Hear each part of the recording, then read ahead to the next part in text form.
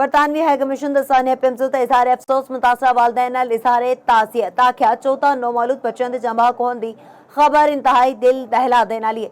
मुश्किल की इस घड़ी में साडी हमदर्दियां मुतासरा खानदाना दे नाल है। बड़ी खबर तो आगाह करने के बरतानवी हाई कमिश्नर दा सानिया पिंपल ते इजहार अफसोस मुतासरा वालदैन नाल इजहार ताज़ियत किया। 14 नामौलूद बच्चों के जमा होने की खबर इंतहाई दिल दहला देने वाली है।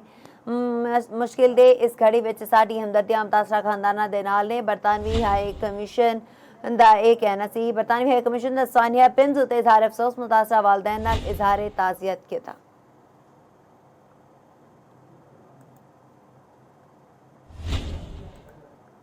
नाज़रीन मेरी खबर तो कहा करने की मुश्किल दे इस घड़ी में साडी हमदर्दियां मुतासरा खानदाना दे नाल ने। बरतानवी हाई कमीशन दा यह कहना सी। बरतानवी हाई कमीशन दा सानिया पिंपल ते इजहार अफसोस मुतासरा वालदैन दे नाल इजहार ताज़ियत किया।